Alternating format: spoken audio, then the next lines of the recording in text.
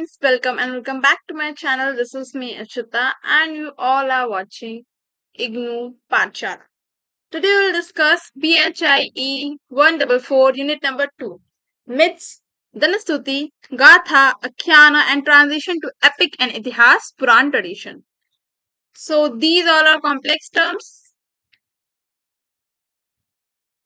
अब इनके मीनिंग क्या है सिंपल फॉर्म में वो हम समझेंगे इन दिस एंटायर चैप्टर और वीडियो.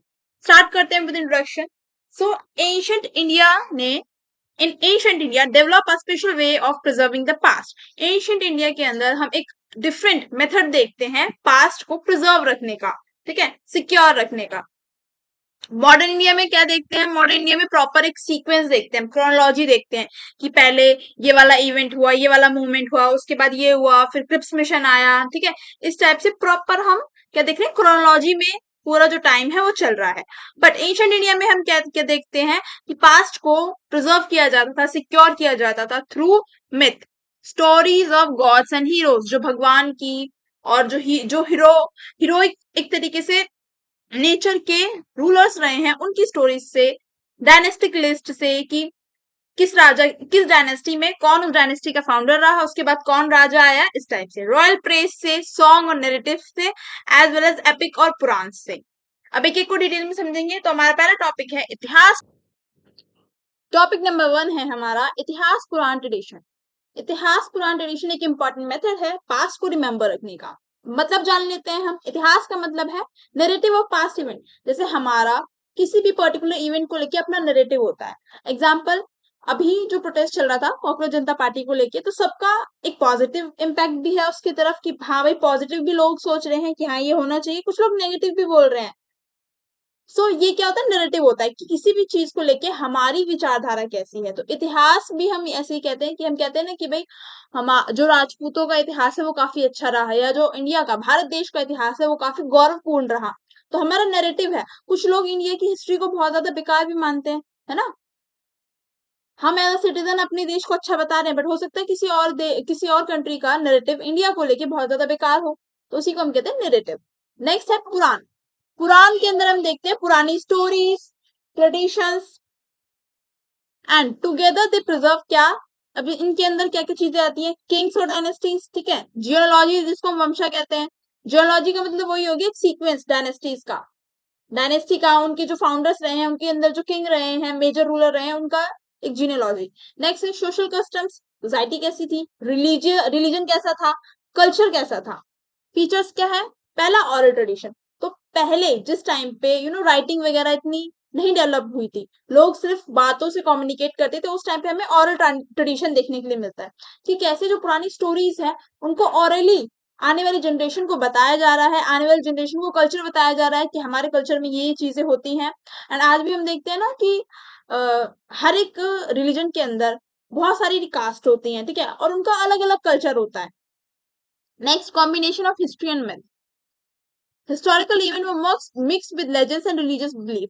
अब यहाँ पे हिस्ट्री एंड मिथ क्यों बोला गया है, क्योंकि बहुत ज्यादा जो है हमें इस टाइप के इवेंट्स भी देखने के लिए मिलते हैं जहां पर जो रिलीजियस बिलीफ है ना, अलग अलग. जैसे कि अगर एक किंग है, अश्वमेध यज्ञ के बारे में आपने सुना होगा, जो क्या नाम है, रामायण के अंदर भी हमें देखने के लिए मिलता है कि कैसे जो जो राम जी थे उन्होंने क्या किया, अश्वमेध यज्ञ किया.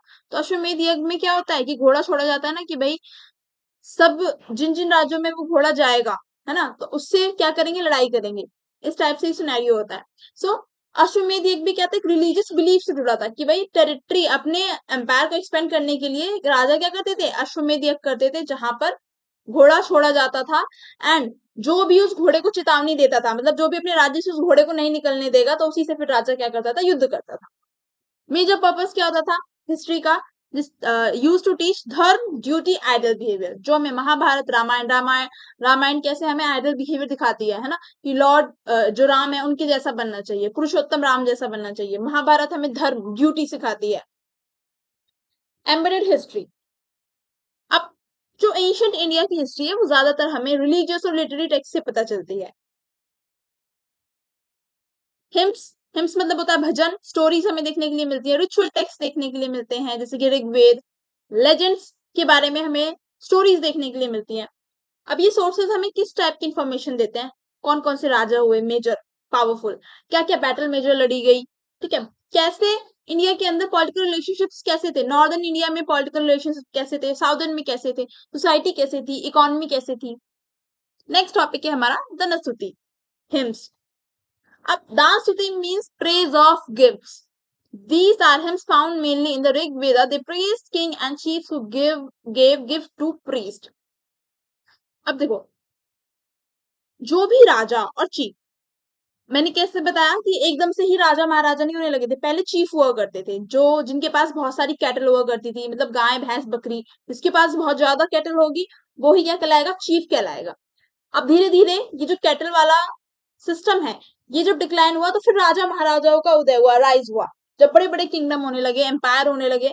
सो यहाँ पे दानस्तुति हिम्स का मतलब है, दानस्तुति हिम्स उन लोगों के लिए गाई जाती थी जो राजा या चीफ दान करता था बहुत ज्यादा, किसको, पंडितों को, प्रीस्ट को, पुजारियों को जो दान देता था उनके प्रेज में, ठीक है, उनको प्रेज करते हुए जो है ये दानस्तुति गाई जाती थी। नाम से ही पता चल रहा है दान।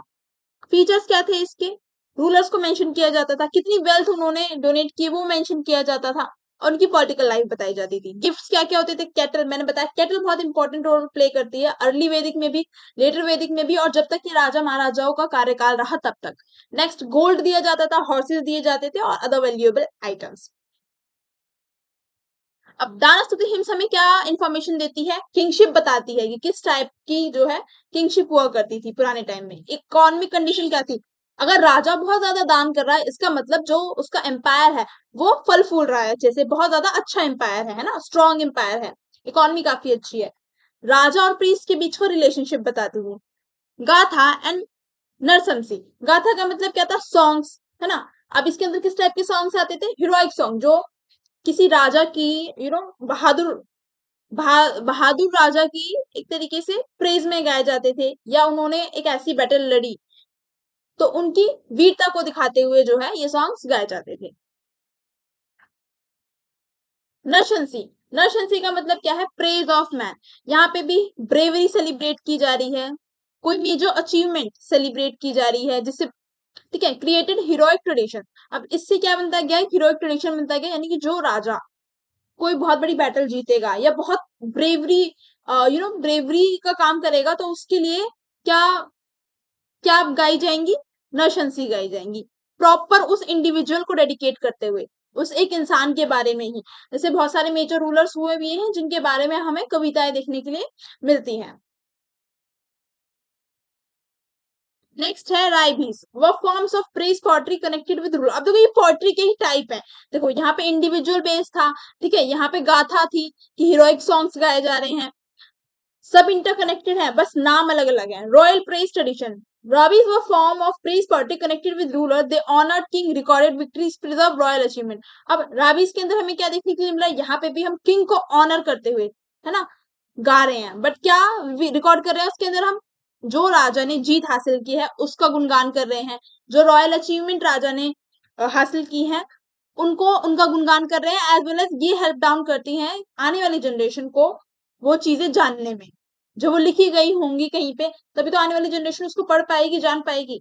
नेक्स्ट है आख्यान। आख्यान मतलब होता है नैरेटिव और स्टोरी। यहाँ पे अब स्टोरी आ गई, पहले हम सॉन्ग्स देख रहे थे, अब हम स्टोरीज की बात करेंगे। कैरेक्टरिस्टिक्स क्या थे इसके, dialogues, present past event, combined history and imagination. देखो कुछ स्टोरी ऐसी होती थी जो रियल होती थी, कुछ ऐसी होती थी जो हम कह सकते हैं, क्या कहते हैं, जो सोचते हैं, मतलब आप समझ जाना, जो मतलब रियल नहीं होती थी, on the base of scenario base होती थी, ठीक है।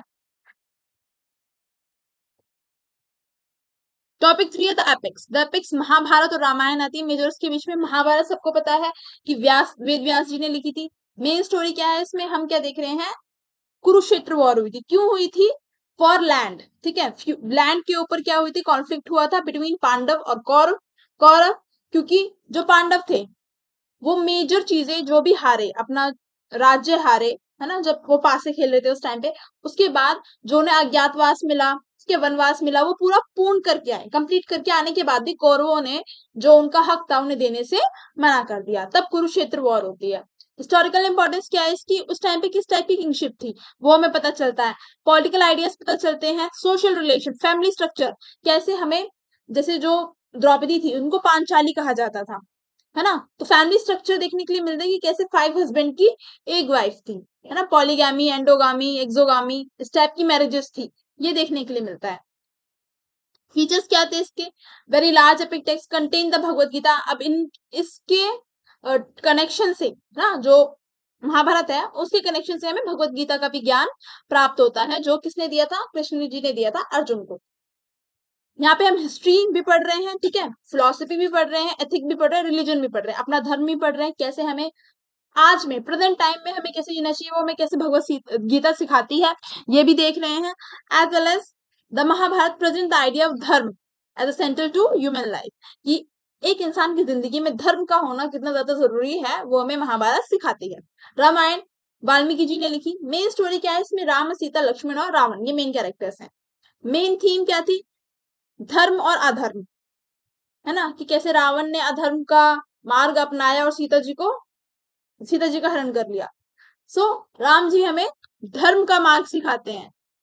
हिस्टोरिकल इंपॉर्टेंस क्या है? यहाँ पे भी हमें पॉलिटी पता चलती है, सोसाइटी पता चलती है और कॉन्सेप्ट ऑफ किंगशिप पता चलता है। एज वेल एज इंपॉर्टेंस क्या थी इसकी? आइडियल लोग जो हैं राम राज्य की आज भी बात करते हैं, कि कैसे राम जी के राज्य में जो राम जी थे उन्होंने कभी भी ऐसा नहीं सोचा कि अपना मतलब अपना नहीं सोचा, हमेशा उन्होंने अपनी प्रजा के बारे में सोचा, हमेशा प्रजा में इक्वालिटी रही, प्रजा हमेशा खुश रही जब तक राम राज्य रहा। मॉरल रिस्पॉन्सिबिलिटी क्या दिखाती है? कि कैसे उनके पिता के एक आदेश में वो वनवास चले गए, तो वो उनकी मॉरल वैल्यूज दिखा रहा है ना, कि उनकी परवरिश दिखा रहा है कि क्या क्या चीजें हमें उनसे सीखनी चाहिए इन प्रेजेंट टाइम भी। Topic 4 the Purana. Purana are ancient text containing stories about, पुराण के अंदर हम देखते हैं भगवान की स्टोरीज, ठीक है, कि भगवान का ओरिजिन कहाँ से हुआ है। ये मेनली हिंदुइज्म की बातें हैं, अगर कोई अदर रिलीजन वाला हो, आई नो उतना कनेक्ट नहीं कर पा रहा होगा, बट पुराण के अंदर क्या आती है कि भगवान का ओरिजिन कहाँ से हुआ है। किंग के बारे में बातें आती है, क्रिएशन, ये जो पूरा यूनिवर्स है ये कैसे क्रिएट हुआ है, डायनेस्टीज के बारे में बात हो रही है।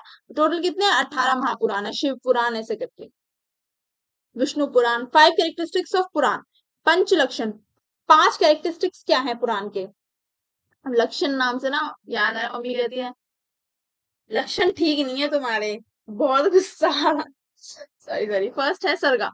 सर्गा बताता है क्रिएशन ऑफ द यूनिवर्स। दूसरा प्रतिसर्ग। प्रतिसर्ग बताता है रिक्रिएशन आफ्टर डिस्ट्रक्शन, कि जो चीज क्रिएट हुई है उसका एक दिन एंड होना निश्चित है। जैसे हमारी बॉडी, भगवान ने हमें जन्म दिया है तो हमारा मरना तय है। थर्ड इज वंशा, geology of gods and rulers. Gods और रूलर्स की क्या बताती है? जियोलॉजी बताती है। नेक्स्ट मानवंतरा, पीरियड ऑफ डिफरेंट मानूस। फिफ्थ वंशनु चरित्र, स्टोरीज ऑफ रॉयल डायनेस्टीज के बारे में बताती है। देखो पीरियड ऑफ डिफरेंट मानूस का मतलब क्या है? कि कैसे इंसान आए पृथ्वी पर, ठीक है, फिर कैसे पृथ्वी का संरक्षण हुआ, ठीक है, पृथ्वी बनी, रचना कैसी हुई, ये चीज हम इसके अंदर देखते हैं।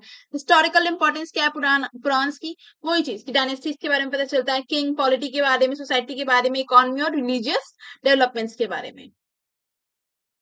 सो यहाँ पे मेरा चैप्टर खत्म होता है। Thank you for watching the video. अगर आपको वीडियो अच्छी लगी हो तो do like share subscribe my channel. ये चैप्टर काफी इजी था और आने वाले चैप्टर भी काफी इजी हैं। सिर्फ जो यूनिट नंबर 1 थी वो थोड़ी सी कॉम्प्लेक्स थी, बाकी आने वाले चैप्टर इजी पीजी है। सो मैं ये रिकमेंड करूंगी कि बुक की एक एक लाइन उठा के मत पढ़ो, क्योंकि बुक बहुत ही ज्यादा बोरिंग है। अगर कोई हिस्ट्री ऑनर्स वाला बच्चा होगा तो उसको ऑब्वियसली हिस्ट्री पढ़ने में अच्छा लगेगा, बट अगर कोई बीए जनरल वाला बच्चा है या किसी के सब्जेक्ट कोड में हिस्ट्री उन्होंने ले ली है बट अब उन्हें पढ़ने में थोड़ा बोरिंग लग रहा है, तो मैं यही सजेस्ट करूंगी कि आप सिर्फ चैप्टर समझो एंड उसके बाद प्रीवियस ईयर क्वेश्चन उठाओ और उनको लिखो, उनके इंपॉर्टेंट नोट्स बनाओ एंड दैट्स इट।